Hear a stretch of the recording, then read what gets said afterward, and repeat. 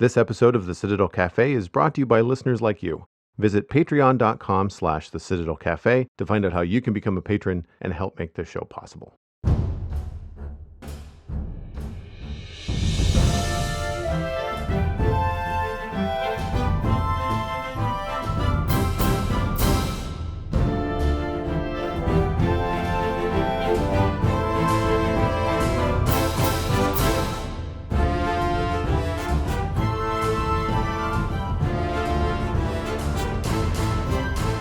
This is the Citadel Cafe, episode number 343 for Wednesday, December 18th, 2019. My name is Joel Duggan, and the Citadel Cafe is where my friends and I hang out to talk about the geeky stuff that we are into. And boy, do we have a full house tonight. Joining me this week for our annual holiday roundtable is Ryan Murphy from Zombies Ate My Podcast, The Gamers Inn, Dungeons and Diapers, and you can find him at rmurphy on Twitter. Hello, Ryan. Hello. I didn't do the math, but I'm pretty sure I was on the Citadel Cafe in early 2019. So it's good. I was here in 2019. We're all set.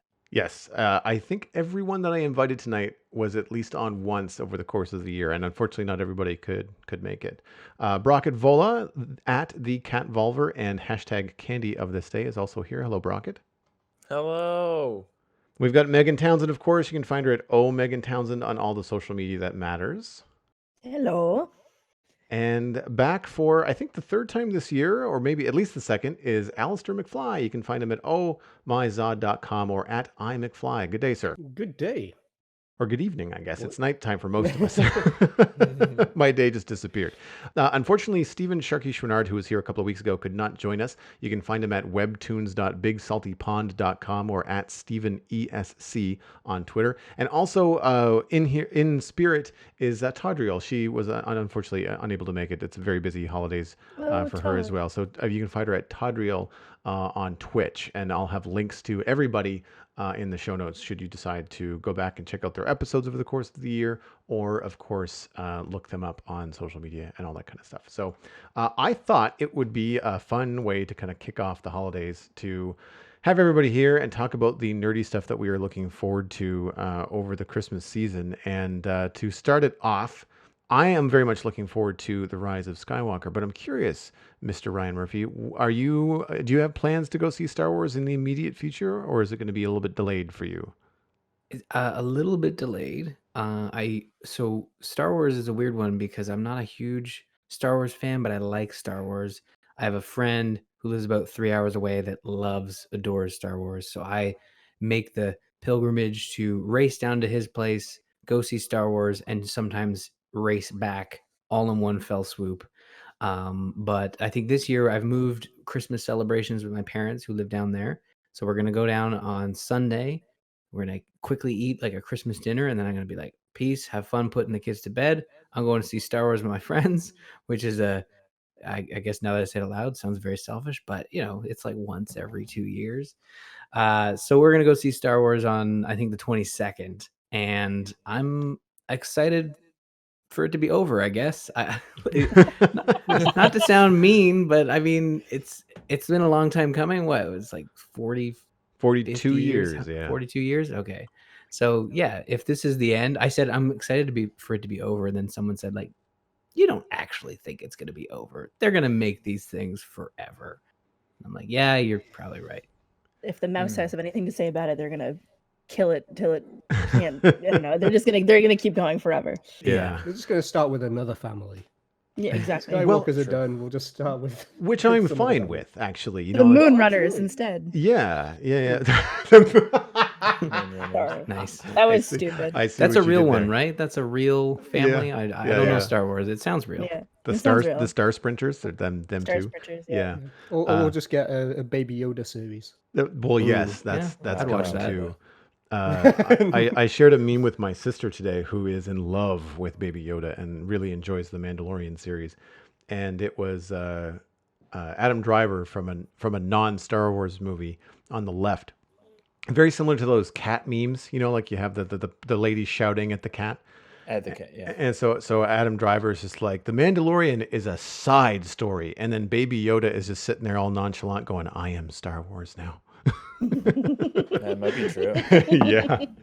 It's I love that. That's yeah. great. That's a good use of meme. Yeah, the number of Baby Yoda memes that I've seen over the last couple weeks have just been absolutely crazy. They're all so apt. Like they're not really stretching that much because the faces that Baby Yoda makes are so versatile.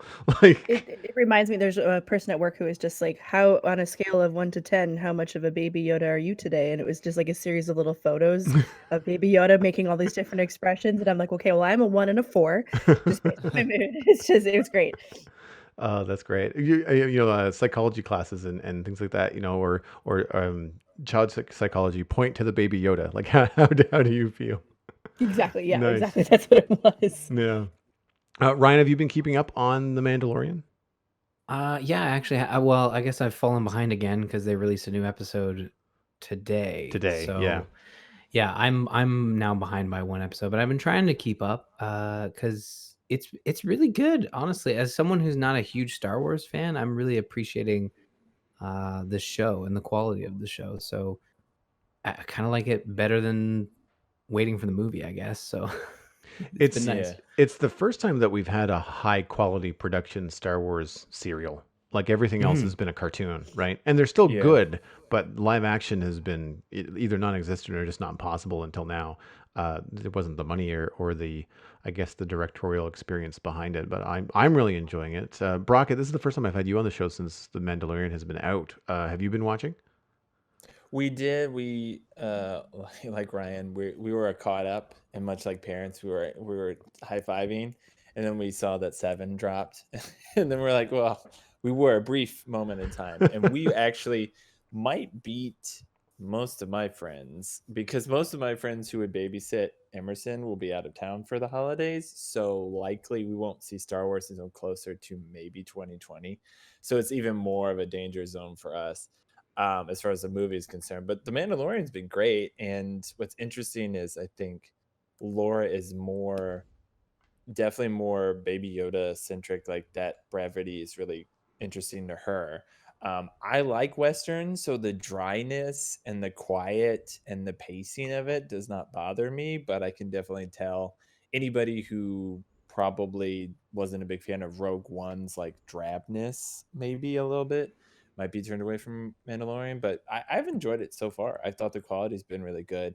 It's pretty impressive that the main actor doesn't get to show any facial expressions, which from a theater background is mind blowing because it's live action still, but it's good. It's real good. I will say it's crazy easy. Like it almost feels, as an actor as well, like when I act on stage, I feel like I have to be so focused on my face, so not having to worry about how my face looks is amazing. Yeah. Phenomenal. It's still good body language acting. Like you still That's good. get a lot from the body language, which is really impressive. But and I think it also is good filmmaking and writing that is all coming together, which to your point, Joel, like up until this point, you could argue that has not been given the resources until this golden age of television and now streaming has really exploded. I was actually noticing that today. I feel like in this episode, there's no spoilers at all, but the Mandalorian is talking more than the average episode, I'm finding.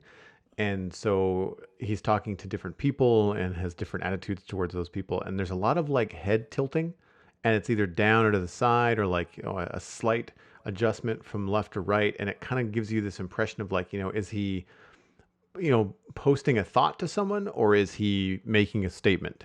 And like, if he's making a statement, he does not move. Like he doesn't flinch. But if he's being softer with someone or being more inquisitive, he tends to cock his head one way or another. It's very subtle, but because the front of his visor is essentially a giant T, it's like just like a big crosshair. It's really easy to see when he does move his head. So at least you know which way he's pointing. But I can imagine that's probably pretty challenging as an actor, as it would be acting through like a lot of makeup. Like I know, Megan, you're a big fan of Doug Jones, and what he does. And I can only imagine a mask like that versus, makeup. Although, I mean, it's not the first time that there's been a key character with a mask in Star Wars. I mean, Darth Vader, cough, cough, Darth Vader. did But like, it for a I long time. know, like, just taking back to what Brockett was saying earlier, like a lot of the body movement. I know that Doug Jones does focus on a lot of his physicality with characters as well, and you almost have to do that if you don't have a face to work with. But I almost find that easier because then, like, I don't know, when you're acting with your face, you have to still make sure you look good. In some respect, like sometimes you still have to look good, but when you're just focusing on how your body's moving, it can really only do what it can do, right? So you don't have to focus on, you can make it look graceful and or not, but it does have to have, or sorry, there's no limitations to what's the word I'm looking for? Forget it. I don't know where I'm going with this. Ryan, I It's been a long know I know that we're a little bit pressed for time with you. So outside of the traveling down to see your folks for the holidays, do you have any geeky holiday plans? Any video games you're looking forward to consuming over the break? I think I'm most looking forward to just having some extra time, and then also being off of work. I think with kids, obviously I don't have extra time during the day to play games, but I think not having to spend energy at work, I can then conserve that energy to spend time with the family, play some games, stay up a little later. Probably going to be catching up on some games that I haven't quite finished yet. I've got Luigi's Mansion 3 that I've been playing with the kids, and they love it. As soon as they saw the ghost dog, they were all in. So they're excited. They even asked for it without being prompted, which is super adorable. It drives Ashley crazy, but it's a lot of fun. They love the ghosts. I thought maybe they'd be afraid, but we're probably going to try to finish that one. And other than that, I think we're just going to take it easy because everyone keeps telling me 2020 is going to be insane. So I'm not necessarily looking forward to that, but I am looking forward to 2020 because it's the future, right? It just sounds like 2019. That's any year. 2020. That's like sci-fi. Sci-fi time, yeah. Depends on which sci-fi movie you're watching. We're well beyond it. I think we're past Blade Runner now, and we're certainly past Back to the. Are we actually? Yeah, past Back to the Future as wow. well. That's Yeah. that's gone by. I'm trying to remember. There's a couple of other ones as well that I don't remember how far ahead Looper was, but that had some. It wasn't so crazy far ahead, right? I think that was 2018 Was it? from my recollection. Yeah, Yeah, it's a good not movie. good. I just don't. It's one of those movies where the rewatchability isn't always there. Like you kind of have to wait several years before you watch it again. I was actually really surprised when I started digging up a little bit of like just the dates. Actually, it was I was texting Alistair earlier, and we were talking about spoilers in Star Wars and what's the memorandum, because somebody in my chat, made a joke about Darth Vader being Luke Skywalker's father, and someone else, well, Alistair jumped in jokingly and said, like, I've actually never seen them. That just ruins everything. And it was a very funny little practical joke he played. But I feel like somebody else in the chat actually did chime in and say, "Oh, I didn't know that." And I was like, "Wow, okay, this movie is," and I had to look it up, 42 years old for at least A New Hope. The Empire Strikes Back was 3 years later, so 39 years old.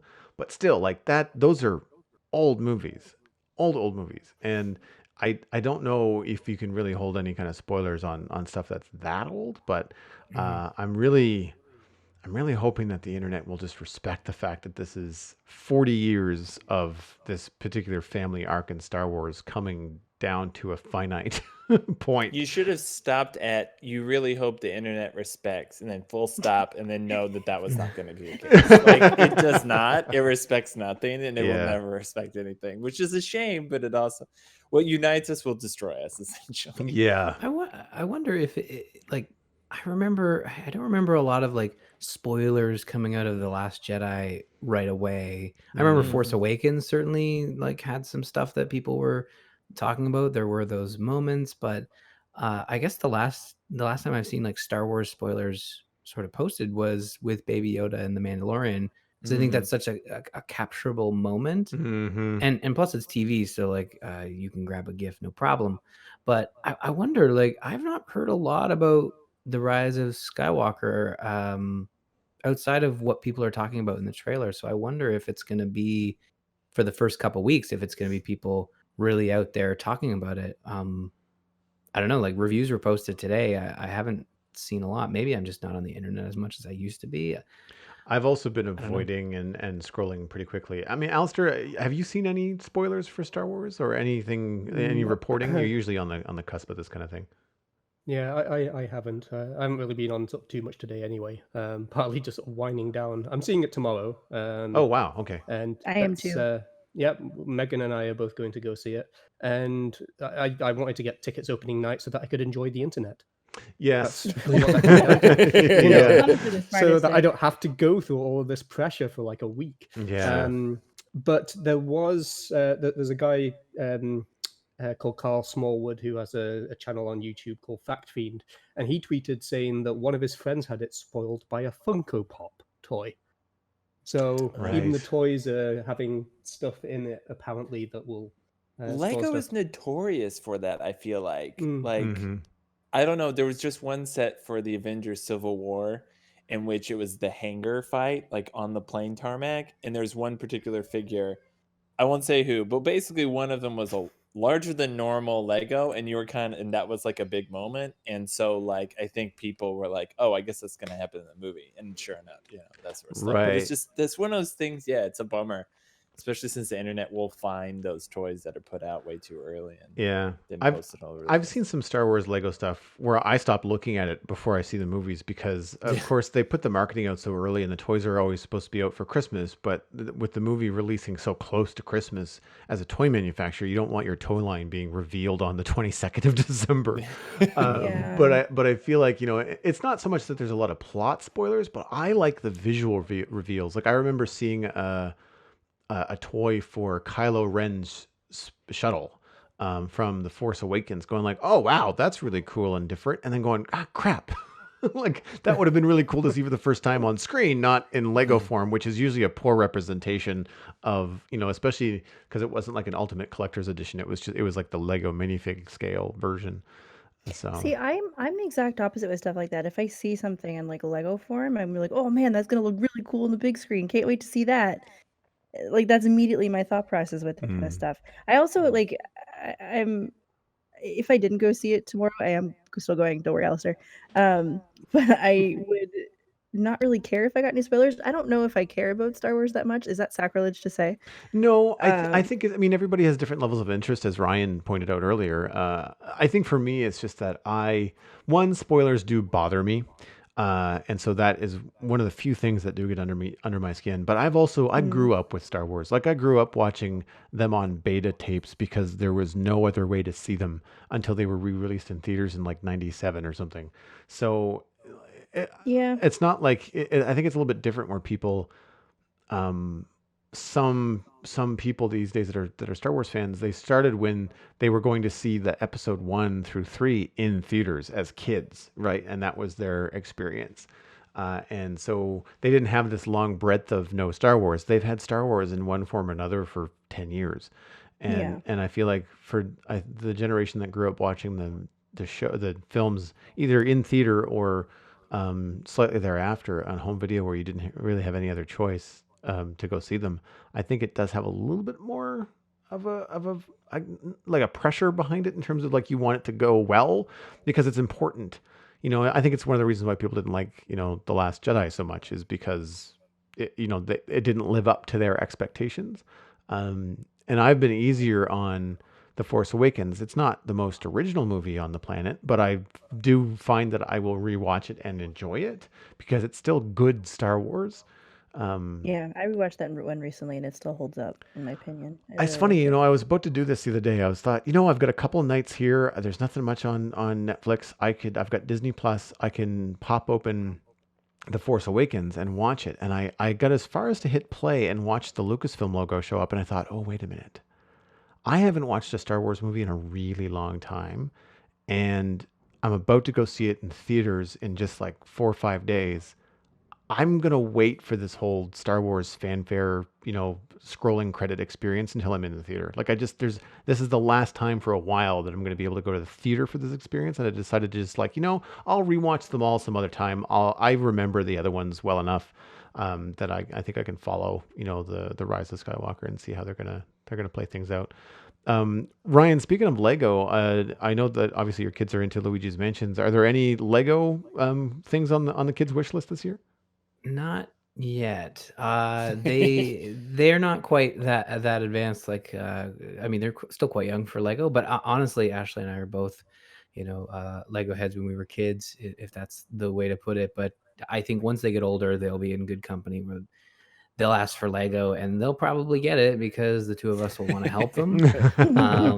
But it's funny. I do have to jet, but I was gonna say when we were talking about spoilers, I'm like Megan. I'm not too worried about Star Wars spoilers, but where I'm concerned, and this is probably the Canadian in me, is that if I hear spoilers and then I've ingested them and they're in my mind, I will accidentally spoil the movie for You know my what? friend who I'm Yeah, seeing it same. with.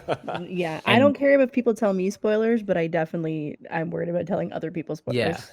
And he will hurt me, or disown me, probably both. And he's my ride back home. So I It's a don't long necessarily walk. You kind of need to wanna- stay friends. Exactly. Well, at least for until the movie's done. But yeah, no, I think that yeah, so for the kids, I think they asked for a bunch of Paw Patrol stuff. So man, that stuff, Lego's expensive. You should see the colored plastic that Paw Patrol puts in. That's expensive.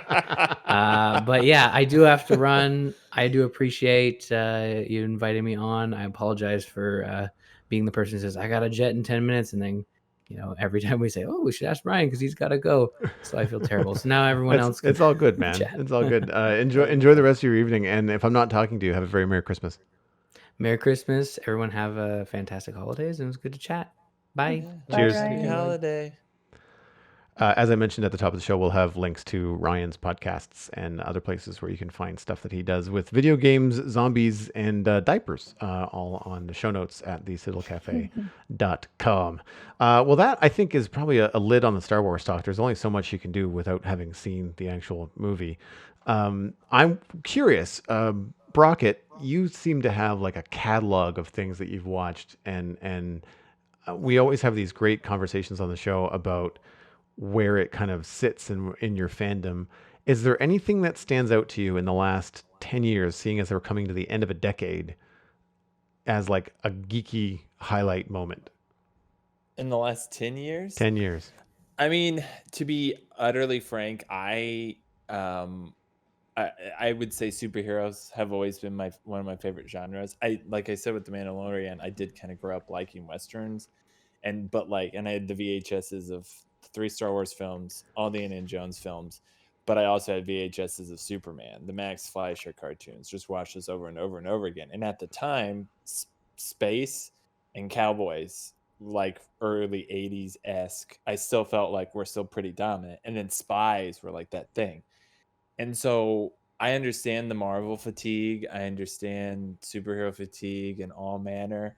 But like it's one of those things where like I still can't get enough of it. And to me, to be frank, I'm still so blown away by the things we are getting.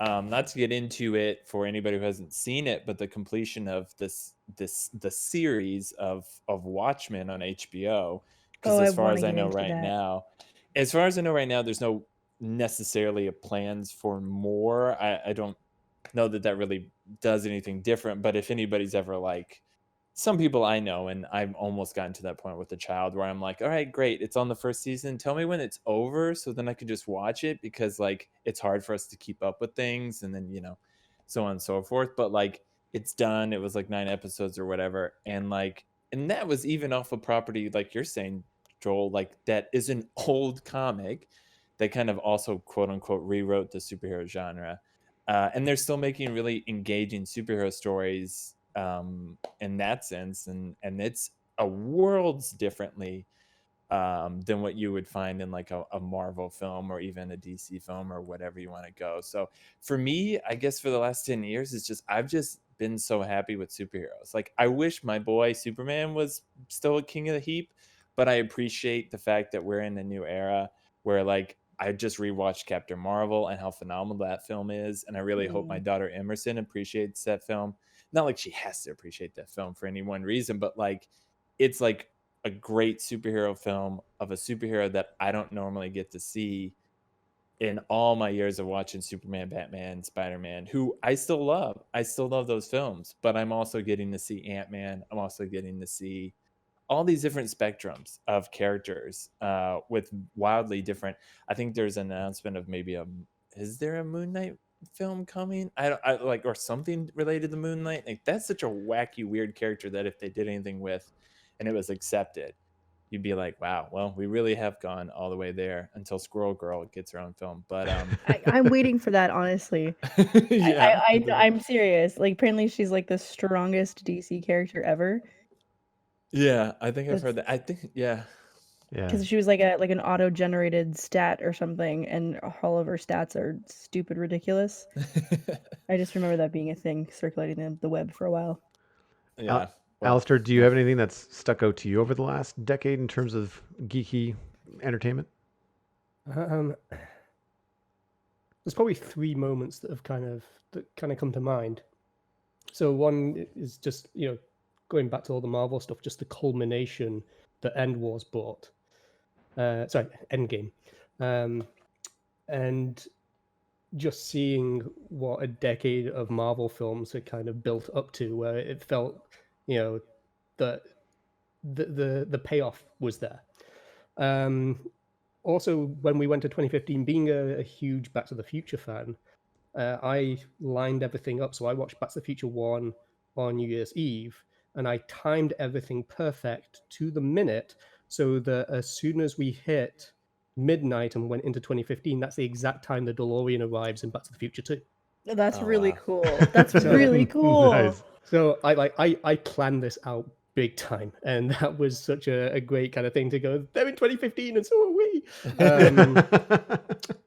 And I think probably the other biggest thing, which really goes back to my childhood and respect for the man, is seeing Patrick Stewart on stage, not in person, I saw it on videos online, but on stage announcing his return to Star Trek with the upcoming Star Trek Picard series, which comes out very early next year. I'm really jazzed for that too. Mm-hmm. Yeah, I feel like the last couple years have been really big for Star Trek. Like, when did the first J.J. Abrams film come out? Alistair, do you remember? 2009. 9. Okay, so a lot closer to the earlier part of the. Not even in this decade. It was more than 10 years ago. Interesting. That feels like it was a lot more recent. I know, right? I think, I feel like maybe it's just because Discovery, the latest Star Trek film, and Picard now all feel so close together. But I feel like Discovery has really kind of put Star Trek back on the map. And they have a whole host of shows that they have sort of lined up and planned out. They're still trying to get a fourth JJ film off the ground. But Star Trek's not slowing down at all. Mm-hmm. Nice. Megan, anything stick out for you in the last 10 years? Wonder Woman was the big thing, I think. And also to have it come back in 2020. Like actually seeing Wonder Woman on a big screen for the first time.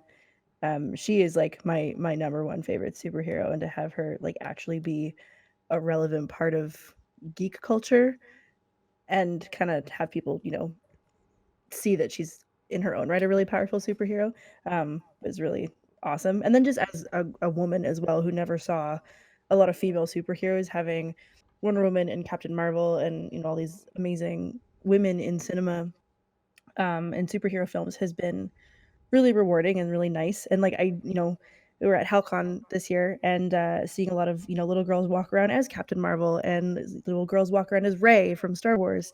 It's just been kind of nice to see that. It's expanding the audience to any sort of geek culture that's been out there, and I think it's really great to see.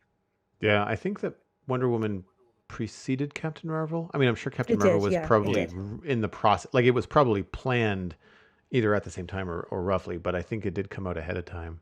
And I think that Wonder Woman really helped pave a It set the way. bar. Yeah.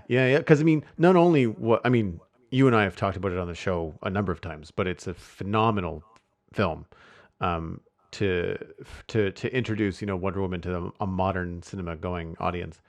Uh, like Gal Gadot knocks it out of the park, So and good. So good. I mean, I was jazzed when I watched the 1984 trailer. Have you seen? I'm assuming you've seen it. Oh my God, have Yeah, I seen it? but like, Have I seen yeah, but like everything about it, like I was really because you gotta understand. Like I know the only thing I know about Wonder Woman comes from the Justice League cartoons, some Justice League comics, but never did I read like Wonder Woman books. And I didn't watch any kind of Wonder Woman shows or anything like that when I was a kid. But so she's always been part of the Justice League, and I'm usually gravitating towards Batman, Superman. But to hear about like Wonder Woman 1984, and I kind of went, really? Okay. Like, I mean, I kind of know that the 80s had some heyday and some different things happening with different characters, but it looks like they're really owning the 80s. Like it really feels like in the trailer that they're going to push the a little bit of the goofiness, but they're still, for whatever reason, because it's Wonder Woman and because we know where she's from and what she can do in the first movie, big gold armor and like all that kind of stuff, it just makes sense. Like it doesn't seem like the 80s glam where you roll your eyes. Like it No. actually it looks like it might fit. And like the 80s, I feel like are becoming a really prevalent part of, again, geek culture, because with Stranger Things being a thing that was set in the 80s. Right. I feel like 80s fashion, 80s music, 80s, like pretty much the 80s. Thor Ragnarok had like a weird kind of 80s vaporwave It vibe did. going on with it Yep. as well. So I don't know. I feel like the 80s just seem like a natural place for that to go. And I love 80s music and 80s vaporwave and glam rock and everything. I was really jazzed to find out they were putting it in the 80s. I don't know. It just feels like it fits with Wonder Woman so much. Well, and it goes, it makes it unique, right? Because you've got Endgame and all of the other Avengers stuff that kind of happening in now slash future now. Like it's a high tech version of modern day, or in Endgame they fast forward a little bit, but 5-10 years or something like that. But in the Marvel movies as they were happening, Captain America, well, that was more of a period piece, but like Winter Soldier was meant to be more like high tech modern day, kind of like what if this was a possible now sort of a thing. Same, sort of like Jurassic Park, like it was high tech, but it was high tech happening now. And setting it back in the 80s eliminates some of the things that you have to accept in shows like Stranger Things. So many problems in Stranger Things can be solved if someone has a cell phone, but no one does, right? Because it's 89 or 87 or whatever it was.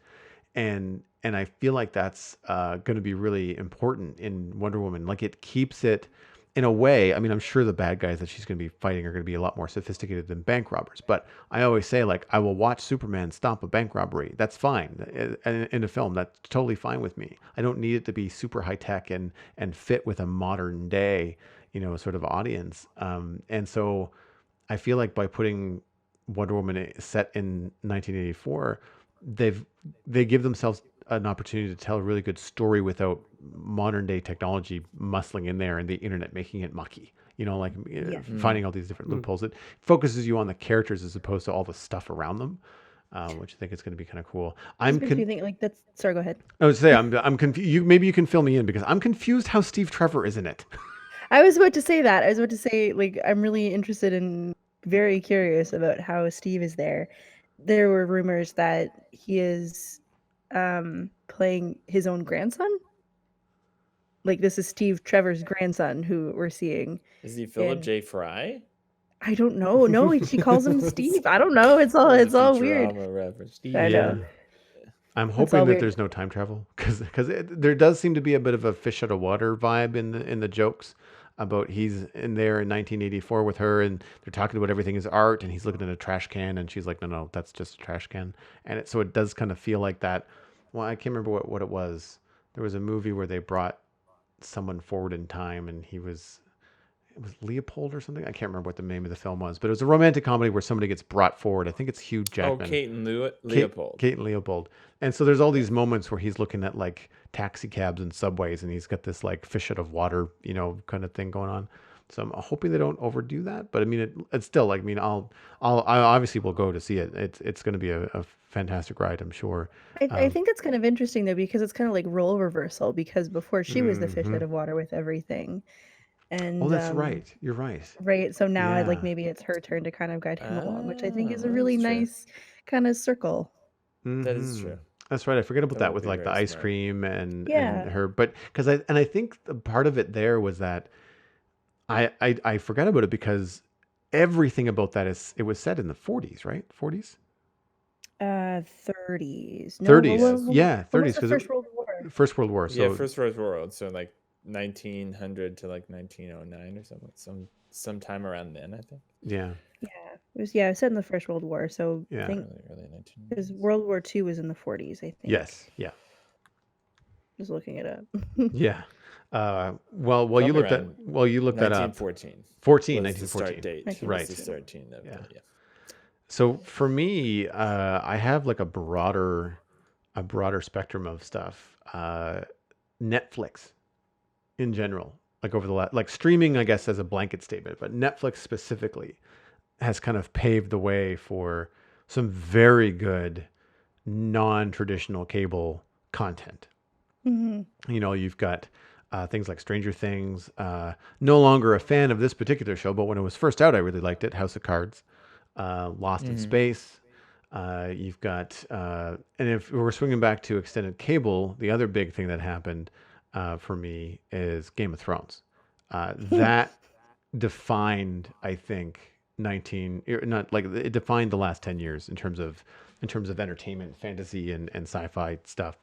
And I think in a lot of ways, despite the fact that we've covered it extensively on this show, and the ending of that series was not the best. If you go back and listen to any of the Citadel Cafe episodes, or even go back and watch any of the earlier seasons of Game of Thrones, it really made fantasy and that kind of fantasy geekdom popular, and less It did, yeah.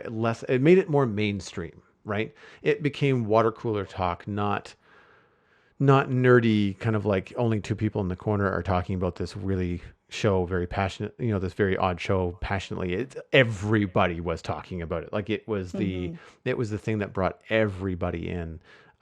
It's very similar to how people are looking at Disney Plus in terms of a streaming service and what it might mean going forward, considering all the different IPs that they own. That might be not necessarily like the best streaming service, but it's probably going to be one of the streaming services that make a lot of people look at streaming alternatives, right? And like if you've got kids and you're mainly keeping your cable subscription because of the kid shows, then switching to YouTube and Disney Plus is going to be a lot cheaper, and it's content that you can control, and you know what to expect. And I feel like streaming in general, but just the combination of like Disney Plus, Disney buying Marvel, uh, and a 20th Century Fox, uh, combined with uh, the Game of Thrones phenomenon, and I'm going to chime in with Brockett and say the Marvel kind of universe, the way that not so much the superhero thing, but like the orchestration of, was it 19 films altogether that Yeah. that tied into one story in one way or another. Like they could still have their own thing, but then they overlapped and became this one continuous story. I think that you're going to see franchises moving forward look at that success in all that it has meant for Marvel and Disney, and try to capitalize on that. I mean, looking at Star Wars, they might be wrapping up the Star Wars the Skywalker saga with Episode 9 this year, but whatever they do next, I can almost guarantee you that there's going to be some sort of through point. It might not be all the same characters, but there's going to be some sort of overlap and through point that's going to tie everything together. So if you go see the next Star Wars film, and then you go see or if you're watching the Star Wars television series or you're watching the cartoon, there's going to be some little tie-in here and there that's going to make all the difference and try to like capitalize on the fact that they have all of the eyeballs available to them on multiple platforms. And so They've already had like a sort of tie-in with Star Wars anyway for potential future things. Again, I just watched the second one of the current trilogy tonight, and I forgot there's like everyone's seen it, right? I'm not spoiling anything if I say something Last with Jedi, yeah, the last one. we're spoiler free on the Last Jedi. I'm sure that most people that listen to the show have seen it. Okay. I haven't seen any Star Wars movies. Get out of here, Alistair.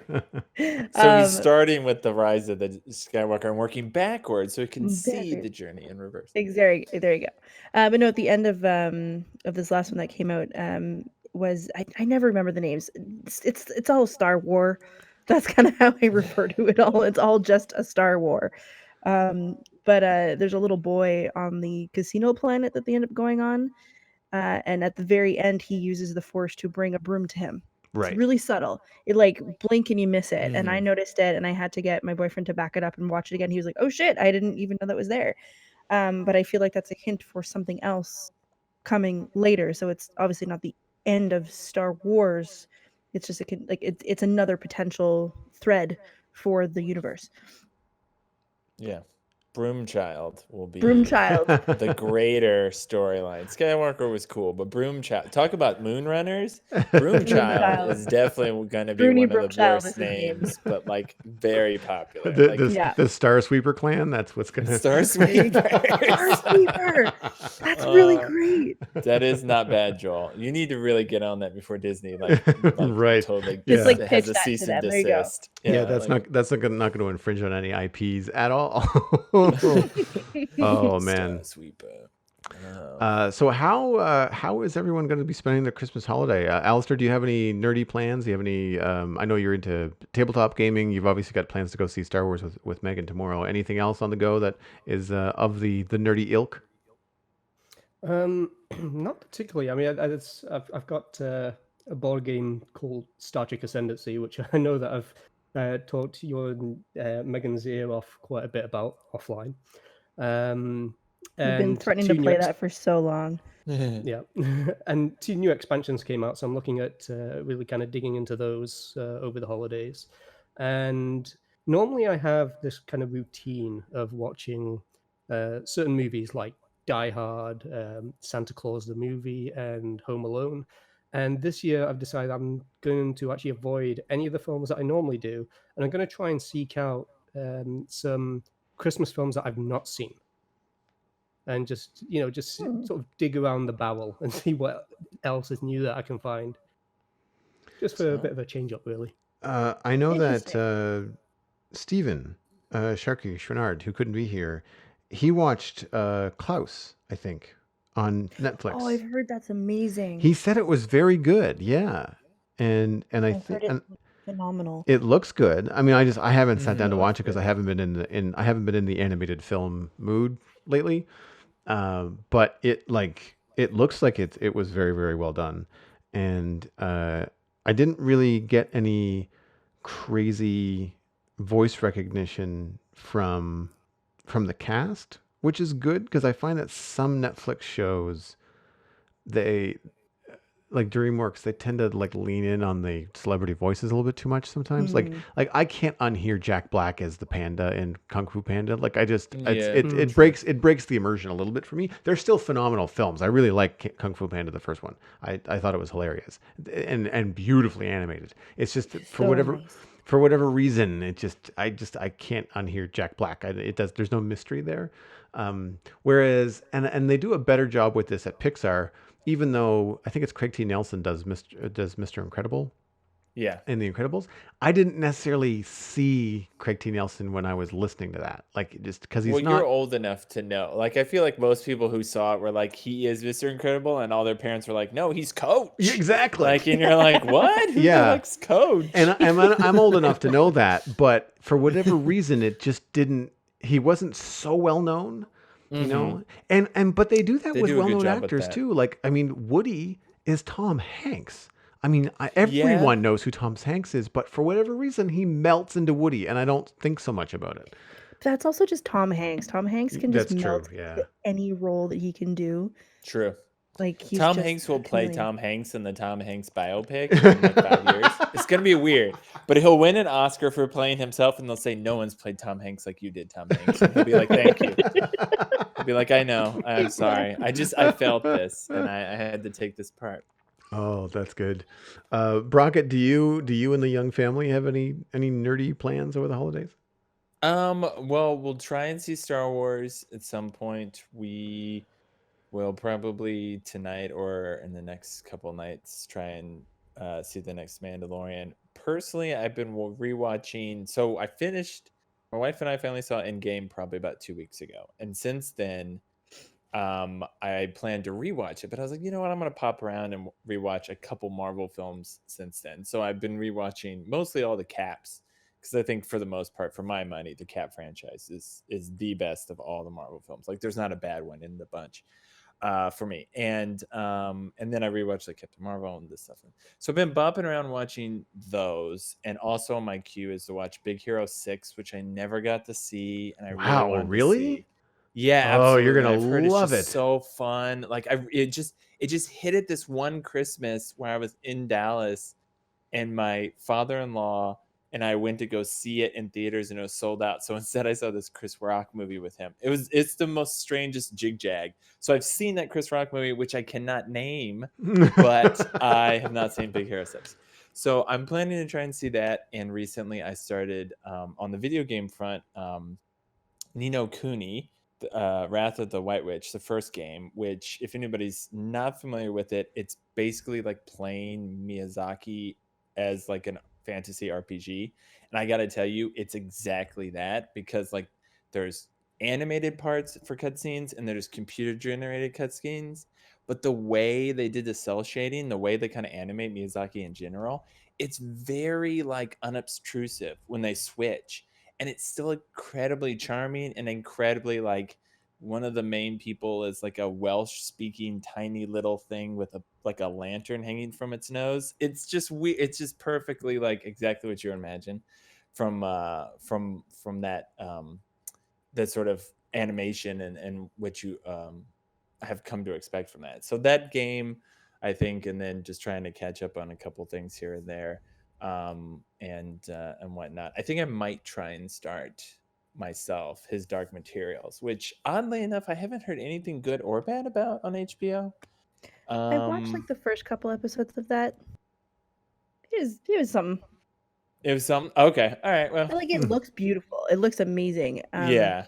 And it's not bad. It's not bad. I just don't maybe think I was in the right headspace to watch it when I first started it. Be prepared for a lot of exposition, I guess. That's it. I've heard the books are incredibly, like a lot of different young adult novels. Like the first one starts off great, world building, interesting, and by the end of the book series, I guess it gets very preachy into one sort of thing, or kind of devolve. So I had always avoided the books, the Golden Compass, Amber Spyglass, and Subtle Knife, I think. So I, of course, I didn't see the ill-fated franchise when they did it as a movie. So I literally would go into the TV series with like no information really about it. But it's just one of those things where I'm like, yeah, like if you watch anything on HBO, basically they show you all the shows that they have and they pinpoint it really well. So like while watching Watchmen, you see his Dark Materials commercials a bunch. So I'm like, oh, maybe I'll dip into that. But yeah, I think generally it'll be playing catch up on a couple things here and there. Luckily, I think I've finished The Dragon Prince. I've finished Watchmen. And my wife and I finished this last season of Succession. So we're kind of in a place where once we are caught up with Mandalorian, we'll kind of be waiting for the fall shows to come back, or just catching up on more movies here and there. What did you think of The Dragon Prince, real quick? After if not for Watchmen basically being a bottle, I'll just assume they never do anything again. The Dragon Prince would probably be my number one show of 2019. It basically hit all the buttons that Brockett loves. Not to say anything, but like Brockett loves him some like squishy lovies. So like if there's some romance, like I literally will tell my buddy Adam, who recommends animes, and I've recommended them to Joel, who politely sits in silence until I'm done talking about them. And you can recommend them to me. I need some new ones to watch. Exactly. Well, the thing is, every time I watch a new one, the first question in my mouth, and Adam loves me, but he always knows this is coming. I'm like, is there like romance? Is there like, and like, or I'll start to watch and be like, oh, I hope I'm shipping these two characters. He's like, it's an anime. They're like gonna have feelings, but nobody's gonna like kiss or do anything. I'm like, then why am I watching this show? And he's like, well, it's My Hero Academia. It's amazing. I'm like, yes, you're right, and I will watch it, but unless me get some smooches, I'm gonna be a little upset. So like, I will say, I was very pleased with some recent developments in the world of. Oh, me too. Okay, we're on the same page. I'm glad. Yeah. Nice. I was super. Yeah. If anything, like that was almost like that. Some moments of that was almost like that's it. All right. How many episodes are left? No. That's climax. We're there. We're tapped it. Only bad stuff can happen from here on. But no, it was good. I really enjoyed it. Megan, anything on your plate that we should know about? Oh boy. I was trying to sift through everything. I gotta finish Carnival Row. I still haven't finished that one yet. Me either. It's hard to finish. It is hard. You have to be in the right brain space for it because it's dark. Like, It is dark really. one. It's kind of grimy and like it's like I'm eating dinner. I don't know if I should be watching this show. I mean, I can eat dinner while watching it. That doesn't bother me. But it's mostly just, do I feel like having this weird existential dread today? I don't know. Yeah. But yeah, that, and I gotta watch Mandalorian, and my boyfriend has been hyping up Watchmen forever. He's like was super into it. He told me about like the Lube Man or something. I don't know if you know what I'm talking about, Brockett. The guy Yeah. Okay. And I was like, this sounds like a crazy show. I gotta check this out at some point. And of course Star Wars on Thursday. Tomorrow's Thursday? Yes, it is. Everyone can direct their eye or two. Oh, Megan I will be Townsend. sure to remind you, Megan. Thank you.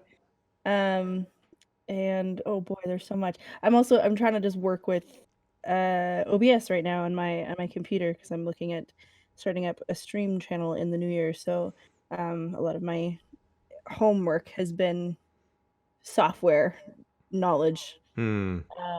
It's a steep slope, man. It is, yeah. It's one of those things that I dug into a couple of years ago when I started streaming, a year and a bit. And once I got the settings to work, it was just like, don't rock the boat. And now that I've got this new PC and I've been streaming some new games, I'm actually still streaming Minecraft, which is my main game that I stream from my Mac because, again, the settings are all working. and I know that as soon as I try to set stuff up on the new machine, this is like, no, this is not going to be the same. Well, see, I have a PC and I might look at getting either Minecraft on the PC because I know I don't have to pay for it again. I've already bought it. I just have to download the client onto my PC. So I might take a look at Streamlabs. I'm just not sure if I can get The Sims from my Mac onto a PC with the same account. That's something I have to look into. Either way, if I plan on streaming from my Mac at all, I'm going to have to learn OBS. But Streamlabs works on a PC. And it just kind of does its own thing. It kind of is like self-contained. Yep. It's which feels a lot easier. Yeah, well, so OBS is an open broadcast software package, and Streamlabs has taken that package and put their own, we'll say, graphic interface on top of it, and they've made things a little bit clearer. They've made things a little bit more useful. They've incorporated your Twitch chat into the same program. Like, there's all these different things that Streamlabs have done to make streaming from Streamlabs OBS a lot easier for, especially people that are relatively new to streaming. And so I'm noticing a big difference coming from the very clunky Mac version of OBS, going over to Stream No Man's Sky on my new PC, and just even the fact that I have a Bluetooth controller, like a Bluetooth remote with my phone to switch scenes. Like, I don't have to remember a hotkey or go to a different monitor. Yeah, it's an app on your phone. It's free. You touch a button and it goes live or be right back or thank you for watching. Or like it's like it's crazy. It's blown right now. Yeah, it's very, very cool.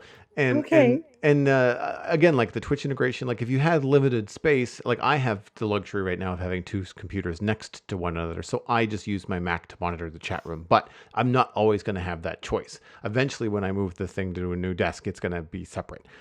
So it's going to come in very handy to use like an app or something like that. So I think that kind of stuff is very cool. I've been watching a lot more streaming this year than I ever thought that I would. And it's not normally something I do. Like I am a streamer, I guess, but I don't often consume them because they're time consuming. Like I'm not the kind of person that can have a stream on in the background all the time. Like I like to sit and watch stuff. So I usually find when it comes to consuming things around video games like Minecraft Let's Plays and things like that, that I tended to go to YouTube as opposed to Twitch. But lately I've actually been going through and watching VODs from streams that I didn't catch live because of time zones or whatever. And found myself sitting there and watching Skull85. He's a Hermitcraft member and an avid Minecrafter and streamer, and he's been doing this modded stuff, and I've just been learning a lot. So it's like part homework for my other podcast, the Spawn Chunks, and part just like learning about modded and watching this really entertaining streamer do his thing, and in a way kind of learning a little bit and taking some notes from someone that is really good at talking about what he's doing, keeping in touch with the chat room. I get really self-conscious when I stream when I'm quiet, and I feel like, well, if I'm not saying anything, how entertaining am I really being? But I've noticed a lot of times when I sit there and analyze someone like Iskall, he doesn't talk in some places. Like there'll be places where he's actually thinking about what he needs to do, and it's a good solid 30 to 60 seconds where he says nothing. But because you're watching him do something, you don't notice. And it's different when you're on the other side of that. So moving forward with my own streams, I'm trying to think like, I don't have to talk a mile a minute all the time, even though it's one of my strengths. But it's hard to do for 3 hours. It's one of those things that, I start to run out of stuff to talk about. If the chat room is quiet and not asking questions, then that's tough. The only time that I've noticed that I can keep it up for a longer period. Now, I don't normally do 3-hour streams when I do art because that's a long time for me to sit and draw. Normally 2 hours is fine, but I can absolutely talk about what I'm doing on an art stream for 2 hours I don't even need a chat room. But that's different. I think it's not, it's something that I've been doing for the bulk of my life, whereas Minecraft I've only been doing for 2 years. And I guess that's something that I should point out as a big game changer for me in the last 10 years, even in the last 3, is being introduced by Steven, who isn't here, to Minecraft. And it has become a gaming hobby. It's become a professional podcast that I do. It's become a networking device where I've got other art contracts from other people that play Minecraft. Like it's bananas what getting introduced into the Minecraft community has done for me in terms of, nerdy stuff over the last decade. But for me, it's much more recent, but the game itself is 10 years old. So I imagine a lot of people out there would look back at the last 10 years and Minecraft would be at the forefront of what their nerdy experiences have been from 2010 to 2020. It's even crazy saying 2020 outside. 2020, like what? Yeah. What? I know, that's 2020. nuts. Yeah. 2020. Yeah, it's a little 2020. bit strange. Thanks for the clarification. And I guess for me over the holidays, speaking of Minecraft, that's probably what I'm going to be doing a little bit more of. I am in a position where I get to take a little bit of a Christmas vacation this year, which is not always the case, but I get to take a few days off, which is going to be great. I'm still probably going to be streaming because I don't really consider that work. Like it's part of my work strategy and part of the marketing stuff that I do, but it's also ridiculously fun. So it doesn't feel that taxing. I am going to take we'll say the responsibility duties off. The shackles of when I stream and what I stream is not going to be quite so, Saturday Minecraft may or may not happen. It's going to be like Saturday, whatever I'm in the mood for. Maybe it's flying starships in No Man's Sky. Maybe it's trying to build a factory in Satisfactory, something I might pick up over the holidays, or maybe it's something completely different. I don't know. I downloaded Destiny the other day because Destiny 2 is now free to play. So, hey, why not? We'll check it out. Something like that would be kind of cool. And I found myself, I want to give a shout out to one of our community members. I was reading the Voyagers Workshop newsletter the other day from Wouter in our Discord. And he was talking about reading the manuals and all the different opportunities and I guess learning books and things that are out there for tabletop games, for D&D, for Star Wars tabletop, for the Lord of the Rings one, and there's a couple of other ones that he mentioned too. And I think I might start to freshen up. I think I have a copy of the 5th edition of D&D around somewhere. I think it's a PDF. I might not feel like sitting and reading a screen. I might want the book experience, but I'm wanting in the future, in 2020, I'm hoping to try and find a regular tabletop group or something for D&D. I'm not sure how.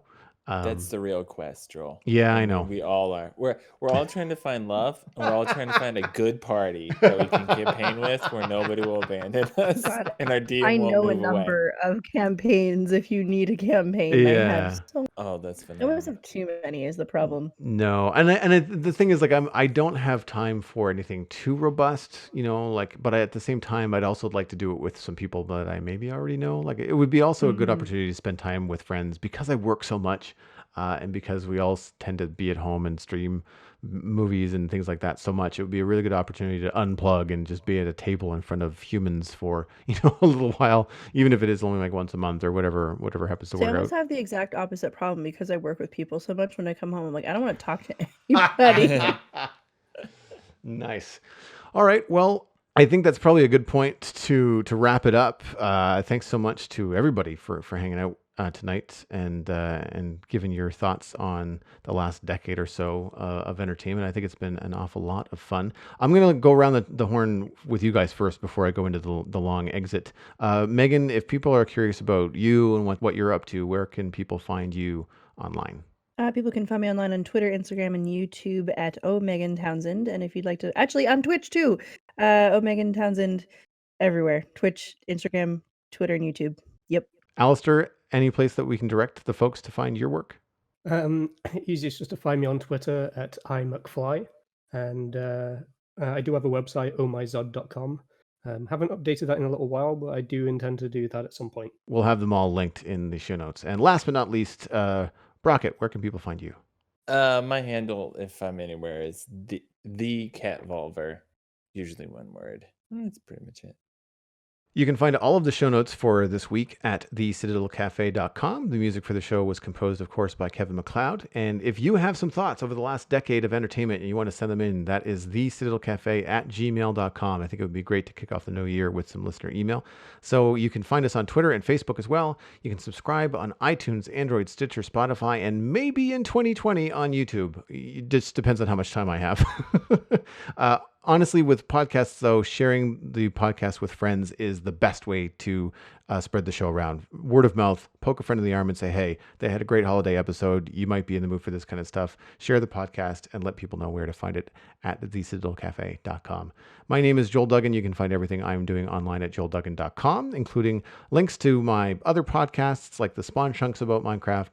You can also find links to my social media. I'm really easy to find. It's all just Joel Duggan. And of course, I will point you towards Twitch, which is twitch.tv/Joel Duggan. Look for No Man's Sky and Minecraft and maybe some new stuff. Who knows? You've been listening to the Citadel Cafe, where we are fast, easy, and cheap, but you can only pick two.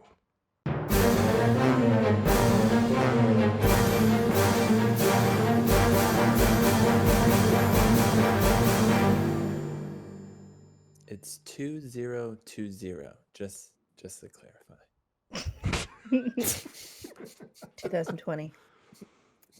2020. 2020. 2020. I like to call it hindsight. I'm gonna call next year hindsight. I'm just gonna I be wasn't like, in the waiting year for someone to hindsight, make that joke. Oh. I was waiting for that.